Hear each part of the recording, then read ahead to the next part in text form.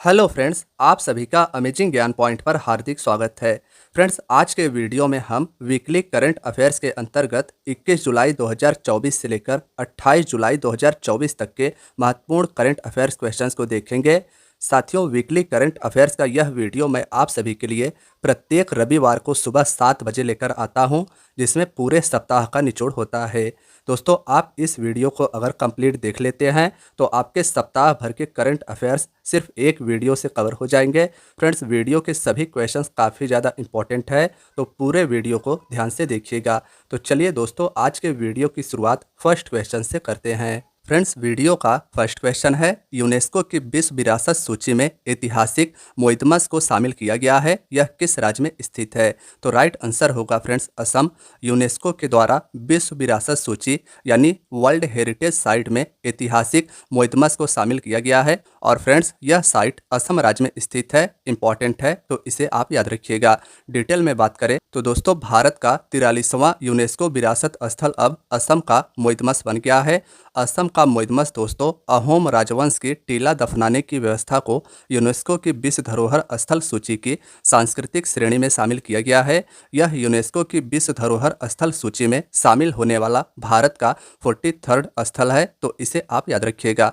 दोस्तों, यूनेस्को की विश्व धरोहर सूची में सबसे अधिक 59 स्थल इटली देश के हैं, जबकि 57 स्थलों के साथ चीन दूसरे स्थान पर है।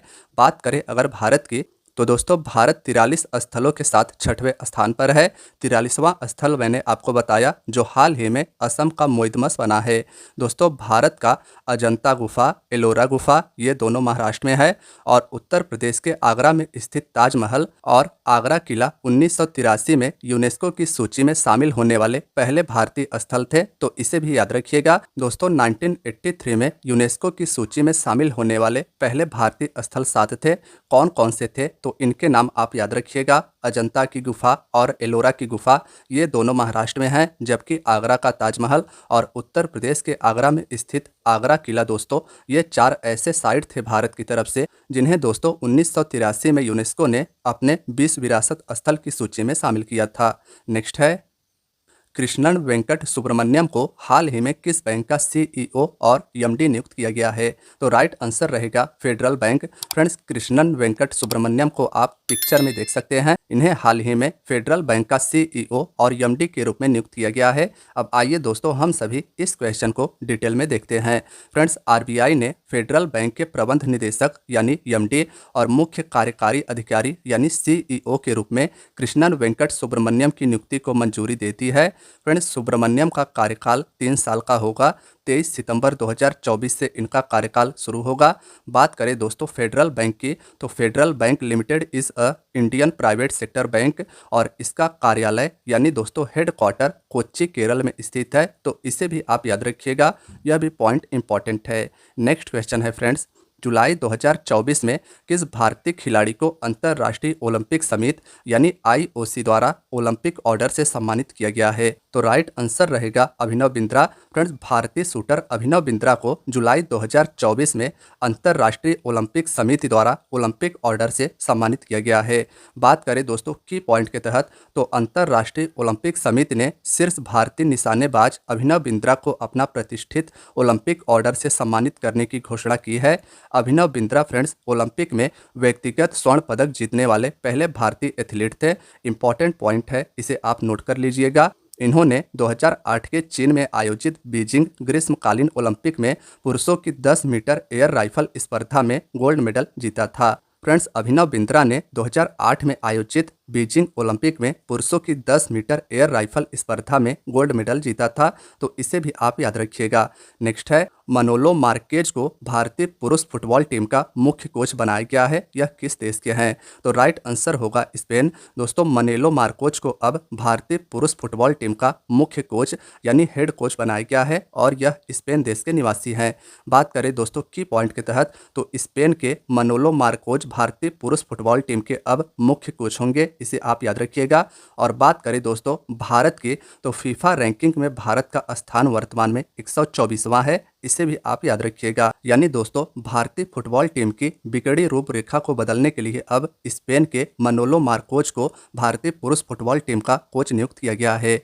नेक्स्ट क्वेश्चन है, भारतीय सिनेमा में योगदान के लिए किसे IFFM द्वारा सम्मानित किया जाएगा? तो राइट आंसर रहेगा रामचरण। फ्रेंड्स, साउथ के सुपरस्टार एक्टर हैं रामचरण और इन्हें भारतीय सिनेमा में योगदान के लिए IFFM द्वारा सम्मानित किया जाएगा।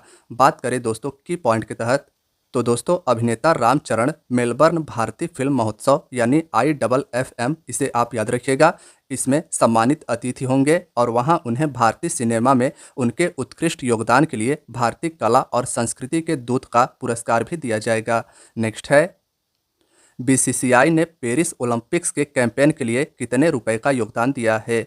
बात करें दोस्तों बीसीसीआई की, तो भारतीय क्रिकेट कंट्रोल बोर्ड ने पेरिस ओलंपिक के कैंपेन के लिए टोटल 8.5 करोड़ रुपए का योगदान दिया है। तो ऑप्शन बी इसका राइट आंसर रहेगा।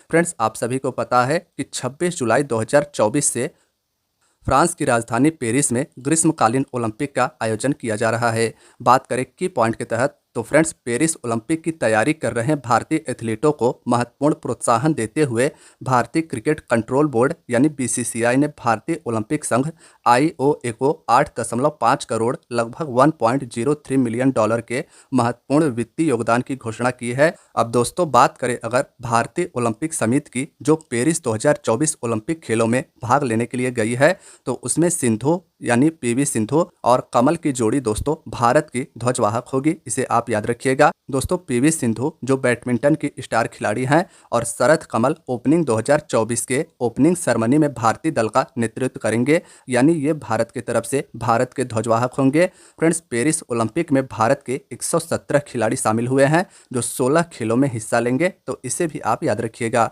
नेक्स्ट क्वेश्चन है, महिला T20 इंटरनेशनल में सर्वाधिक रन बनाने वाली भारतीय खिलाड़ी कौन बनी है? तो राइट आंसर रहेगा स्मृति मंधाना। फ्रेंड्स, महिला T20 इंटरनेशनल में सर्वाधिक रन बनाने वाली खिलाड़ी अब स्मृति मंधाना जी बन गई हैं, जिन्हें आप पिक्चर में देख सकते हैं। दोस्तों की पॉइंट के तहत इसकी बात करें तो T20 क्रिकेट में सर्वाधिक रन बनाने वाली भारतीय महिला खिलाड़ी अब हरमनप्रीत को पछाड़कर स्मृति मंधाना बन गई हैं। स्मृति मंधाना के टोटल 140 मैचों में 3433 रन यानी 3433 रन हो गए हैं। इससे पहले हरमनप्रीत ने 172 मैचों में 3415 रन बनाए थे। नेक्स्ट है, मुद्रा योजना के तहत ऋण सीमा को बढ़ाकर कितनी कर दी गई है? कितनी कर दी गई है? तो दोस्तों 20 लाख याद रखिएगा।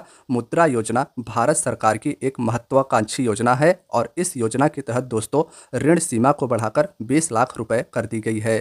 की पॉइंट के तहत डिटेल में जानते हैं। फ्रेंड्स, वित्त मंत्री निर्मला सीतारमण जी ने केंद्रीय बजट 2024 जो कि हाल ही में 23 जुलाई को जारी किया गया, इस दौरान मुद्रा योजना के तहत मिलने वाले ऋण सीमा को बढ़ाकर 20 लाख कर दी है। पहले यह सीमा 10 लाख रुपए की थी।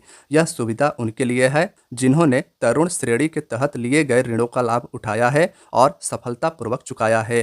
फ्रेंड्स, वित्त मंत्री श्रीमती निर्मला सीतारमण जी ने 23 जुलाई को संसद में बजट पेश किया और इस दौरान इन्होंने यह घोषणा की है। नेक्स्ट क्वेश्चन है फ्रेंड्स, नीति आयोग ने हाल ही में ग्लोबल साउथ इनोवेशन प्रोग्राम के लिए किसके साथ सहयोग किया है? किसके साथ नीति आयोग ने हाल ही में ग्लोबल साउथ इनोवेशन प्रोग्राम के लिए सहयोग किया है? तो फ्रेंड्स WIPO यानी WIPO इसका राइट आंसर रहेगा। इसे भी आप याद रखिएगा। दोस्तों, नीति आयोग ने हाल ही में ग्लोबल साउथ इनोवेशन प्रोग्राम के लिए WIPO के साथ सहयोग किया है। बात करें दोस्तों इस क्वेश्चन की पॉइंट के तहत, तो यह क्वेश्चन काफ़ी ज़्यादा इंपॉर्टेंट है, इसे आप याद रखिएगा क्योंकि फ्रेंड्स इस क्वेश्चन में मैं आप सभी को स्टैटिक जीके के अंतर्गत WIPO और नीति आयोग के बारे में डिटेल में बताऊंगा। नीति आयोग और विश्व बौद्धिक संपदा संगठन यानी WIPO ने हाल ही में ग्लोबल साउथ इनोवेशन प्रोग्राम के तहत समझौता किया है। इसके प्रोग्राम के तहत वैश्विक दक्षिण के देशों के लिए नवाचार, उद्यमिता और बौद्धिक संपदा IP की दिशा में संयुक्त कार्यक्रम चलाया जाएगा। Friends, the NITI Aayog serves as the apex public policy think tank of the government of India. बात करें नीति आयोग की, तो फ्रेंड्स इसका गठन 1 जनवरी 2015 को किया गया था, इसे आप याद रखिएगा।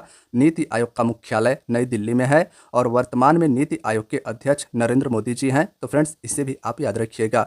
तत्कालीन समय में जो भी भारत का प्रधानमंत्री होता है वह नीति आयोग का अध्यक्ष होता है। तो अब अध्यक्ष यानी भारत के तत्कालीन प्रधानमंत्री नरेंद्र मोदी जी वर्तमान में नीति आयोग के अध्यक्ष हैं। वर्ल्ड इंटेलेक्चुअल प्रॉपर्टी ऑर्गेनाइजेशन यानी WIPO की बात करें तो फ्रेंड्स इसका गठन 14 जुलाई 1967 को किया गया था। WIPO का फुल फॉर्म आप सभी नोट कर लीजिएगा। और WIPO के मुख्यालय की बात करें तो फ्रेंड्स जिनेवा स्विट्जरलैंड में इसका मुख्यालय स्थित है। नेक्स्ट है, किस राज्य ने सरकारी भर्ती परीक्षाओं में प्रश्न पत्र लीक पर अंकुश लगाने के उद्देश्य से सार्वजनिक परीक्षा विधेयक 2024 को पारित किया है? तो राइट आंसर रहेगा बिहार। दोस्तों, बिहार राज्य सरकार ने सरकारी भर्ती परीक्षाओं में प्रश्न पत्र लीक पर अंकुश लगाने के उद्देश्य से अनुचित साधनों के रोकथाम विधेयक यानी सार्वजनिक परीक्षा रोकथाम विधेयक 2024 को पारित किया है। फ्रेंड्स, की पॉइंट के तहत इसके बारे में डिटेल में बात करें तो 24 जुलाई 2024 को बिहार विधानसभा ने राज्य में सरकारी भर्ती परीक्षाओं में प्रश्न पत्र लीक और अन्य गड़बड़ियों पर अंकुश लगाने के उद्देश्य से बिहार सार्वजनिक परीक्षा विधेयक 2024 पारित किया। विधेयक में 3 से 5 वर्ष की कैद और 10 लाख रुपए तक के जुर्माने का प्रावधान है। नेक्स्ट है, केंद्रीय बजट 2024-25 में खेलो इंडिया पहल के लिए कितने करोड़ रुपए आवंटित किए गए हैं? फ्रेंड्स, क्वेश्चन काफ़ी ज़्यादा इंपॉर्टेंट है।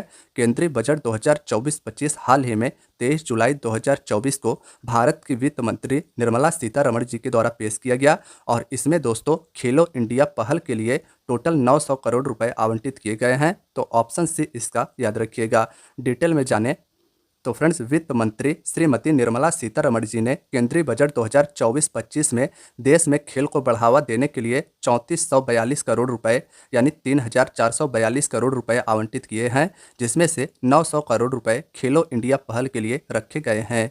नेक्स्ट क्वेश्चन की बात करें तो फ्रेंड्स, नेक्स्ट में पूछा गया है, केंद्रीय बजट 2024-25 में रक्षा बजट कितना रखा गया है? फ्रेंड्स, केंद्रीय बजट 2024-25 में डिफेंस बजट को 6.22 लाख करोड़ रुपए रखा गया है। तो ऑप्शन बी वाला इसका याद रखिएगा। केंद्रीय बजट 2024-25 में रक्षा बजट यानी डिफेंस बजट को दोस्तों 6.22 लाख करोड़ रुपए रखा गया है। डिटेल में बात करें तो फ्रेंड्स, रक्षा मंत्रालय को वित्तीय वर्ष 2024-25 के लिए नियमित केंद्रीय बजट में रिकॉर्ड 6.22 लाख करोड़ रुपए आवंटित किए गए हैं, जो सभी मिनिस्ट्रीज में सबसे अधिक आवंटन है। फ्रेंड्स, आप सभी को बताना चाहता हूं कि वर्तमान में भारत के रक्षा मंत्री राजनाथ सिंह जी हैं। नेक्स्ट है, यूकी भांवरी ने फ्रांस के अल्बानो ओलिवेटी के साथ कौन सा युगल खिताब जीता है? कौन सा युगल खिताब यूकी भांवरी ने फ्रांस के अल्बानो ओलिवेटी के साथ जीता है? तो फ्रेंड्स, इन्होंने स्विस ओपन का खिताब जीता है और यह खिताब दोस्तों मेंस डबल्स का है, तो इसे भी आप याद रखिएगा। फ्रेंड्स, डिटेल में बात करें तो भारतीय टेनिस खिलाड़ी का नाम है यूकी भांवरी। इन्होंने फ्रांस के अल्बानो ओलिवेटी के साथ मिलकर हाल ही में स्विस ओपन 2024 का युगल खिताब अपने नाम किया है। स्विस ओपन गस्टार्ड 2024 15 से लेकर 21 जुलाई 2024 तक स्विट्जरलैंड के गस्टार्ड शहर में आयोजित किया गया था, तो इसे भी आप याद रखिएगा। स्विस ओपन स्विट्जरलैंड के गस्टार्ड शहर में 21 जुलाई 2024 तक चला। फ्रेंड्स, यह क्ले कोर्ट यानी मिट्टी के मैदान पर खेला जाने वाला एक ATP 250 टूर्नामेंट है। नेक्स्ट है, अंतर्राष्ट्रीय ओलंपिक समिति ने निम्न में से किसे फिर से चुना है? किसे चुना है? तो फ्रेंड्स, नीता अंबानी जी को फिर से अंतर्राष्ट्रीय ओलंपिक समिति में चुन लिया गया है, इसे आप याद रखिएगा। बात करें डिटेल में की पॉइंट के तहत तो फ्रेंड्स, नीता अंबानी को हाल ही में सर्वसम्मति से दूसरे कार्यकाल के लिए अंतर्राष्ट्रीय ओलंपिक समिति के लिए चुना गया है। साल 2016 में रिलायंस फाउंडेशन की शुरुआत करने वाली नीता अंबानी IOC यानी अंतर्राष्ट्रीय ओलंपिक समिति में शामिल होने वाली पहली भारतीय महिला बनी थी। तो फ्रेंड्स, इसे भी आप याद रखिएगा। नेक्स्ट है, राष्ट्रपति भवन में स्थित दरबार हॉल का नाम अब क्या रख दिया गया है? राष्ट्रपति भवन में स्थित है दोस्तों दरबार हॉल और इसका नाम हाल ही में बदलकर गणतंत्र मंडप कर दिया गया है। तो ऑप्शन सी इसका राइट आंसर रहेगा। याद रखिएगा, राष्ट्रपति भवन में स्थित है दरबार हॉल और इसका नाम दोस्तों अब बदलकर गणतंत्र मंडप कर दिया गया है। फ्रेंड्स, इसके साथ साथ एक और स्थान का नाम हाल ही में बदला गया है, तो की पॉइंट के तहत उसे भी जानेंगे। राष्ट्रपति भवन में प्रतिष्ठित दरबार हॉल और अशोक हॉल का नाम बदलकर क्रमशः गणतंत्र मंडप और अशोक मंडप कर दिया गया है। तो फ्रेंड्स, याद रखिएगा, अब दरबार हॉल को जो कि राष्ट्रपति भवन में स्थित है इसे गणतंत्र मंडप के नाम से जाना जाएगा, जबकि अशोक हॉल को अब अशोक मंडप के नाम से जाना जाएगा। फ्रेंड्स, गणतंत्र की अवधारणा प्राचीन काल से भारतीय समाज से जुड़ा हुआ है और भारत गणतंत्र का राष्ट्रीय प्रतीक सारनाथ के अशोक का सिंह शिखर यानी सिंह स्तंभ है। फ्रेंड्स, इसे आप याद रखिएगा, काफ़ी ज़्यादा इंपॉर्टेंट है। फ्रेंड्स, आपसे एग्जाम्स में अक्सर स्टैटिक जीके के अंतर्गत यह क्वेश्चन पूछ लिया जाता है कि बताइए भारत का राष्ट्रीय प्रतीक क्या है? तो सारनाथ, जो कि उत्तर प्रदेश के वाराणसी में स्थित है, यहाँ पर स्थित अशोक के सिंह स्तंभ यहाँ पर स्थित अशोक के सिंह स्तंभ का शिखर वाला भाग भारत का राष्ट्रीय प्रतीक है। नेक्स्ट है, हाल ही में मॉडल कौशल ऋण योजना को किस केंद्रीय मंत्री ने लॉन्च किया है? तो राइट आंसर रहेगा जयंत चौधरी। फ्रेंड्स, एनडीए के सहयोगी दलों में शामिल है जयंत चौधरी जी और इन्होंने हाल ही में मॉडल कौशल ऋण योजना को लॉन्च किया है। फ्रेंड्स, बात करें अगर नेक्स्ट क्वेश्चन की, तो नेक्स्ट पूछा गया है, हाल ही में जारी वैश्विक पासपोर्ट सूचकांक में भारत की रैंक क्या रही है? दोस्तों, वर्ल्ड पासपोर्ट इंडेक्स हाल ही में जारी किया गया है और इसमें भारत को 82वां स्थान दिया गया है। तो ऑप्शन बी इसका राइट आंसर रहेगा। डिटेल में बात करें, हाल ही में जारी वैश्विक पासपोर्ट सूचकांक में भारत ने 82वां रैंक हासिल किया है, यानी 82वां स्थान दोस्तों भारत को वैश्विक पासपोर्ट सूचकांक में मिला है। भारतीय नागरिक इंडोनेशिया, मलेशिया और थाईलैंड जैसे लोकप्रिय गंतव्य यानी डेस्टिनेशन सहित 58 देशों में वीजा मुक्त यात्रा कर सकते हैं। तो इसे भी याद रखिएगा कि भारत के लोग 58 देशों में वीजा मुक्त यात्रा कर सकते हैं। वैश्विक पासपोर्ट सूचकांक के अंतर्गत यूके स्थित हेनले पासपोर्ट इंडेक्स ने यह रैंक जारी किया है। तो जारीकर्ता का भी नाम आप याद रखिएगा कि हेनले पासपोर्ट इंडेक्स, जो कि यूके की संस्था है, इसके द्वारा वैश्विक पासपोर्ट सूचकांक जारी किया गया है। रैंकिंग में दोस्तों सिंगापुर को पहला स्थान दिया गया है, जिसके नागरिकों को 195 देशों में वीजा मुक्त प्रवेश की सुविधा प्राप्त है। तो पहले स्थान वाले का भी नाम याद रखिएगा। नेक्स्ट है, भारतीय अंतर्राष्ट्रीय फिल्म महोत्सव IFFI के 55th और 56th संस्करण के महोत्सव निदेशक के रूप में किसे नियुक्त किया गया है? तो शेखर कपूर जी को, जिन्हें आप सभी पिक्चर में देख सकते हैं। फ्रेंड्स, भारतीय अंतर्राष्ट्रीय फिल्म महोत्सव के 55वें और 56वें संस्करण के महोत्सव निदेशक के रूप में शेखर कपूर जी को नियुक्त किया गया है। डिटेल में बात करें तो प्रसिद्ध फिल्म निर्माता शेखर कपूर को भारतीय अंतर्राष्ट्रीय फिल्म महोत्सव गोवा के 55वें और 56वें संस्करण का महोत्सव निदेशक नियुक्त किया गया है। IFFI का 55वां संस्करण 20 से लेकर 28 नवंबर 2024 तक गोवा में आयोजित किया जाएगा। तो फ्रेंड्स, इसे आप याद रखिएगा। नेक्स्ट क्वेश्चन पूछा गया है, 23 जुलाई 2024 को अपना लगातार 7वां बजट पेश करके किसने कीर्तिमान स्थापित किया है? तो राइट आंसर रहेगा निर्मला सीतारमण। फ्रेंड्स, वर्तमान में भारत की वित्त मंत्री निर्मला सीतारमण जी हैं। इन्होंने 23 जुलाई 2024 को अपना लगातार 7वां बजट पेश किया है और यह इनका एक कीर्तिमान है। डिटेल में बजट की बात करें तो फ्रेंड्स, केंद्रीय बजट 2024-25 23 जुलाई 2024 को जारी किया गया। इस बजट में 4 बिंदु पर फोकस किया गया है, यह इंपॉर्टेंट है, याद रखिएगा। कौन कौन से बिंदु हैं? तो युवा, गरीब, अन्नदाता और नारी। फ्रेंड्स, 7वीं बार वित्त मंत्री निर्मला सीतारमण जी ने केंद्रीय बजट को पेश किया। भारत में सबसे अधिक बार बजट पेश करने का रिकॉर्ड दोस्तों भारत के पूर्व वित्त मंत्री मोरारजी देसाई के पास है। इन्होंने कुल 10 बार भारत का बजट पेश किया है। नेक्स्ट है, भूटान के राजा वर्तमान में कौन है जिन्होंने जुलाई 2024 में गुजरात का दौरा किया है? तो राइट आंसर रहेगा जिग्मे खेसर नामग्याल वांगचुक। फ्रेंड्स, इन्हें आप सभी पिक्चर में देख सकते हैं। इनका नाम है जिग्मे खेसर नामग्याल वांगचुक। ये भूटान के राजा हैं। इन्होंने जुलाई 2024 में गुजरात का दौरा किया है। डिटेल में बात करें तो दोस्तों भूटान के राजा जिग्मे खेसर नामग्याल वांगचुक और प्रधानमंत्री तशेरिंग टोब्गे 3 दिवसीय दौरे के लिए 22 जुलाई 2024 को गुजरात पहुंचे थे। फ्रेंड्स, बात करें अगर भूटान की तो स्टैटिक जीके के अंतर्गत भूटान के काफ़ी ज़्यादा क्वेश्चंस पूछे जाते हैं। भूटान को दोस्तों लैंड ऑफ थंडरबोल्ट कहा जाता है, इसे आप याद रखिएगा। भूटान की राजधानी थिम्पू है और भूटान के करेंसी यानी मुद्रा की बात करें तो नगुल ट्रम इनके करेंसी का नाम है। नेक्स्ट है, यूरोपीय संघ की निगरानी एजेंसी के प्रारंभिक आंकड़ों के अनुसार विश्व का सबसे गर्म दिन कब दर्ज किया गया? तो राइट आंसर रहेगा फ्रेंड्स 22 जुलाई 2024 को। इसे आप याद रखिएगा। डिटेल में बात करें तो दोस्तों यूरोपीय संघ की निगरानी एजेंसी के प्रारंभिक आंकड़ों के अनुसार सोमवार जो 22 जुलाई 2024 को हुआ था, रिकॉर्ड पर विश्व का सबसे गर्म दिन रहा था। इस दौरान वैश्विक सतही हवा का तापमान 17.15 डिग्री सेल्सियस तक पहुंच गया था। नेक्स्ट है, आर्थिक सर्वेक्षण 2023-24 के अनुसार वित्त वर्ष 2024-25 के लिए अनुमानित वास्तविक जीडीपी वृद्धि दर क्या रहेगी? तो फ्रेंड्स, राइट आंसर रहेगा 6.5% से लेकर 7% तक। आर्थिक सर्वेक्षण जो कि बजट के एक दिन पहले जारी किया जाता है। फ्रेंड्स, इसके अनुसार वित्त वर्ष 2024-25 के लिए भारत की वास्तविक जीडीपी दर 6.5 से लेकर 7 पॉइंट तक रखी गई है। नेक्स्ट है, भारतीय नौसेना के लिए त्रिपुट श्रेणी के 2 उन्नत जहाज़ों का निर्माण किसके द्वारा किया गया है? तो राइट आंसर रहेगा फ्रेंड्स गोवा शिपयार्ड लिमिटेड। याद रखिएगा कि फ्रेंड्स भारतीय नौसेना के लिए त्रिपुट श्रेणी के अंतर्गत 2 उन्नत जहाज़ों का निर्माण गोवा शिपयार्ड लिमिटेड ने किया है। नेक्स्ट है, उस सैन्य अभ्यास का क्या नाम है जिसमें भारतीय सेना मंगोलिया में भाग ले रही है? दोस्तों भारतीय सेना की एक टुकड़ी ने मंगोलिया में आयोजित खान क्वेस्ट सैन्य अभ्यास के लिए भाग ले रही है। तो ऑप्शन बी इसका राइट आंसर रहेगा। फ्रेंड्स याद रखिएगा, मंगोलिया जिसकी राजधानी उलान बटोर है, इस देश में आयोजित सैन्य अभ्यास खान क्वेस्ट में भारतीय सेना भाग ले रही है। नेक्स्ट है, सरकार ने 31 मार्च 2027 तक देश भर में कितने प्रधानमंत्री जन औषधि केंद्र खोलने का लक्ष्य रखा है। फ्रेंड्स इंपॉर्टेंट क्वेश्चन यह भी है, तो 25,000 आप याद रखिएगा। फ्रेंड्स भारत सरकार ने 31 मार्च 2027 तक देश भर में लगभग 25,000 प्रधानमंत्री भारतीय जन औषधि केंद्र खोलने का लक्ष्य रखा है। नेक्स्ट है, आगामी नवंबर 2024 के चुनाव के लिए राष्ट्रपति पद की दौड़ से हटने के बाद राष्ट्रपति जो बिडेन ने राष्ट्रपति पद के उम्मीदवार के रूप में किसे समर्थन दिया है। फ्रेंड्स आप सभी को बताना चाहता हूं कि नवंबर 2024 में अमेरिका में राष्ट्रपति चुनाव होने वाले हैं और इस चुनाव के लिए वर्तमान राष्ट्रपति जो बिडेन ने अपना नाम वापस ले लिया है और अब इन्होंने समर्थन दिया है अपने ही पार्टी के उम्मीदवार कमला हैरिस को। तो ऑप्शन सी इसका राइट आंसर रहेगा।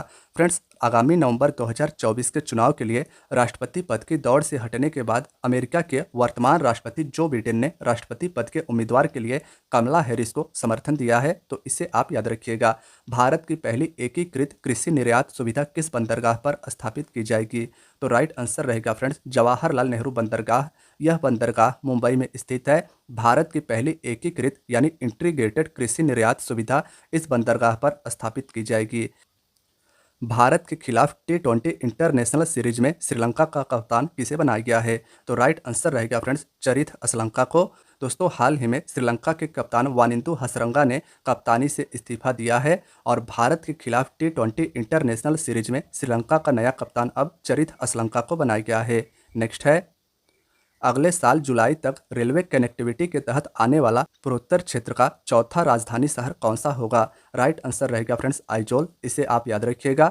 मिजोरम की राजधानी है आइजोल और फ्रेंड्स अगले साल जुलाई तक रेलवे कनेक्टिविटी के तहत आने वाला पूर्वोत्तर क्षेत्र का चौथा राजधानी शहर आइजोल बन जाएगा। नेक्स्ट है, किस देश के त्रिभुवन अंतर्राष्ट्रीय हवाई अड्डे से उड़ान भरते समय सौर एयरलाइंस का एक विमान दुर्घटनाग्रस्त हो गया। तो राइट आंसर फ्रेंड्स रहेगा नेपाल। नेपाल का दोस्तों याद रखिएगा अंतर्राष्ट्रीय हवाई अड्डा है त्रिभुवन और इस अंतर्राष्ट्रीय हवाई अड्डे से उड़ान भरते समय सौर एयरलाइंस विमान दुर्घटनाग्रस्त हो गया था। नेक्स्ट है, मेघालय ने हाल ही में किस OTT प्लेटफॉर्म को लॉन्च किया है। तो हेलो मेघालय। फ्रेंड्स याद रखिएगा मेघालय राज्य सरकार के द्वारा हाल ही में OTT प्लेटफॉर्म हेलो मेघालय को लॉन्च किया गया है। नेक्स्ट है, राष्ट्रपति भवन के अशोक हॉल का नाम क्या रखा गया है। फ्रेंड्स पीछे वीडियो में मैंने आपको इस क्वेश्चन के बारे में बताया था, तो अगर आपने पूरा वीडियो ध्यान से देखा होगा तो इसका आंसर आप कमेंट बॉक्स में जरूर बताएंगे कि राष्ट्रपति भवन में स्थित अशोक हॉल का नाम अब क्या रखा गया है।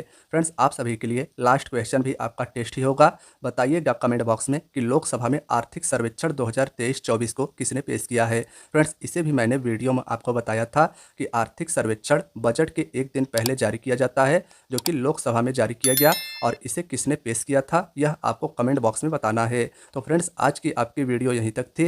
वीडियो पसंद आई हो तो वीडियो को लाइक अवश्य कीजिएगा।